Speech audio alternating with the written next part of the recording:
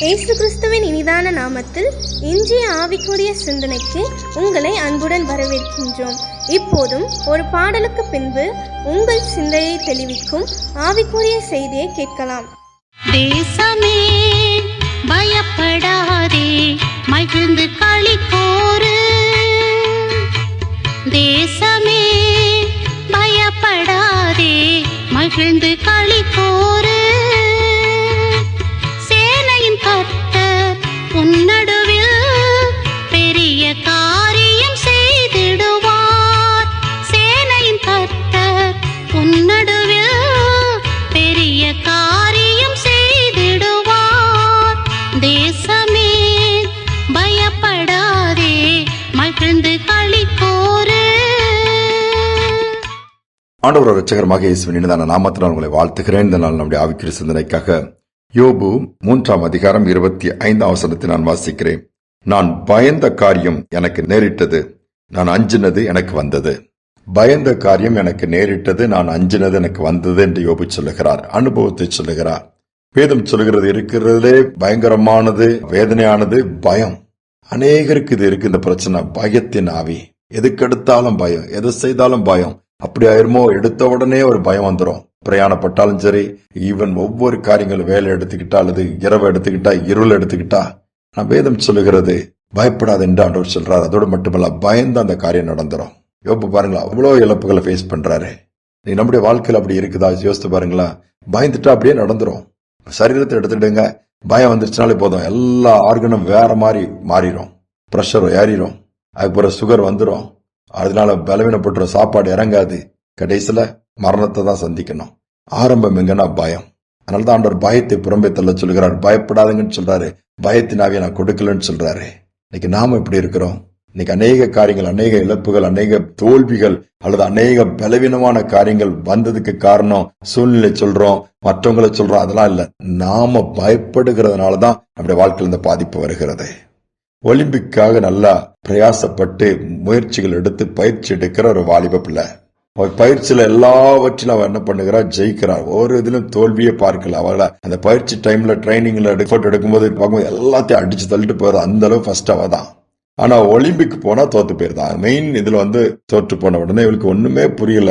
ஒரே குழப்பம். என்ன சொன்ன, ஒரு மனநல டாக்டர் போய் பார்க்க போகும்போது அவர் இந்த காரியத்தை மைண்ட ரீட் பண்ணி இவளுக்கு என்ன எதனால அவர் தோற்று போறான்னு சொல்லும் பொழுது 4 வில்லையும் ஒரு அம்பையும் கையில கொடுக்கறாங்க. கொடுத்து பெரிய ஒரு பாயிண்ட், குறிப்பிட்ட ஒரு ரவுண்ட் வச்சு அதுல இந்த அம்பை நீ எய்யணுமா, கரெக்டா அந்த பாயிண்ட்ல நான் மார்க் பண்ண இடத்துல சரியாக எய்யின்னு சொல்லும் போது அந்த ஒரு அம்பை எடுத்துட்டு அந்த வெளில வச்சுட்டு போகும்போது அவ கேட்கறா திருப்பி, ஐயா நான் கரெக்டா அதுல அடிக்கலன்னா எப்படி அப்படின்னு சொல்லி கேட்கறா. அப்பவுமே இந்த மனநல மருத்துவர் புரிஞ்சுக்கிட்டாராம், பிரச்சனை இங்கதான் சொல்லி அதெல்லாம் கீழே வைமான்னு சொல்லிட்டு, ஃபர்ஸ்ட் நீ உன்னுடைய பந்தயத்திற்கு போகும் பொழுது தோற்று போய்விட்டா என்ன செய்வதுங்கிறத யோசிக்கவே கூடாது. ஃபர்ஸ்ட் ஜெயிப்போங்கிற ஒரு நம்பிக்கையோட நீ ஓடணுமா அப்படின்னு சொல்லி அந்த வித ஒரு ஆலோசனை கொடுத்து அனுப்புறாரு. ஏன் ஓடுறதுக்கு முன்னாடியே தோல்வி நினைக்கிற? போ, அது 2வது உள்ளது. ஃபர்ஸ்ட் நீ ஜெயிக்கணும், அதுக்கு தான் ஓடுறா. வின் பண்ணணும், ஃபர்ஸ்ட் வரணும், அந்த ஒரு தாட்ல, அந்த ஒரு எண்ணத்தோட ஓடுன்னு சொல்லி அவர் தைரியம் கொடுத்து அனுப்புறாரு. அதே மாதிரி பந்தயத்துல திருப்பி கலந்து கொண்ட உடனே எல்லாவற்றுமே ஜெயிக்கிறவளாய் மாறி விடுகிறான். நாம என்னத்துல நினைக்கிறோம், எதுவுமே வருவதற்கு முன்பாகவே யோசிக்க ஆரம்பிச்சிடும். வரதுக்கு முன்னாடி, குழந்தை பிறக்கிறதுக்கு முன்னாடியே ஸ்கூல் சேர்க்கணுமா, எப்படி பணம் இருக்குன்னு யோசிப்போம். படிக்கிறதுக்கு முன்னாடி அது படிக்குமான்றது யோசிப்போம். அது மாதிரி கொஞ்சம் படிச்சு முடிக்கும் போது வேலை கிடைக்குமா, அதுக்கு தான் நாட்கள் இருக்கிறது. ஆனா முன்பாகவே பயப்பட ஆரம்பிச்சிடும். திருமணம் எப்படி ஆகும், திருமணம் ஆன குழந்தை பாக்கியம், வரிசையா முன்பாகவே பயப்படுகிறோம். அதே மாதிரி பயந்தபடிதான் காரியம் நடக்குது, அதுவுமே வாய்க்காமல் போய்விடுகிறது. இதனால வேதம் சொல்கிறது, எதற்குமே பயப்பட வேண்டாம். பயந்தால் அந்த காரியம் அப்படியே நடந்துவிட வேண்டாம். தைரியமா கர்த்தர் என்னோடு கூட இருக்கிறார், எல்லாவற்றையும் ஜெயிப்பேன், எல்லாவற்றையும் செய்ய பலனுண்டு, எல்லா சூழ்நிலையும் மேற்கொள்வேன், நானும் வாழ்ந்து காண்பிப்பேன். ஒருவேளை இதுவரை தோற்று போயிருக்கலாம், இதுவரை விழுந்து விழுந்து எந்திக்கலாம், இதுவரை பின்வாங்கி போயிருக்கலாம், இதுக்கு வர நிற்கிறதுக்கு பலன் இல்லாம போயிருக்கலாம், சிந்தனை எல்லாம் குழப்பமா இருக்கலாம். இப்போ பாருங்க, நான் தோற்று போன அந்த எண்ணத்தை விட்டுட்டு நான் ஜெயிக்கிறதற்காக தான் இருக்கிறேன். செய்வதெல்லாம் கர்த்தர் வாய்க்க பண்ணுவாரு. கண்டிப்பா என் கையின் பிரயாசம் ஆசீர்வதிக்கப்படும். என்னுடைய முயற்சிகள்ல ஜெயம் உண்டு, ஜெயத்தை நான் சுதந்திரிப்பேன்னு சொல்லி பார்த்து அதையே அந்த எண்ணத்தோடு அவனுடைய பலத்துல செய்து பாருங்க.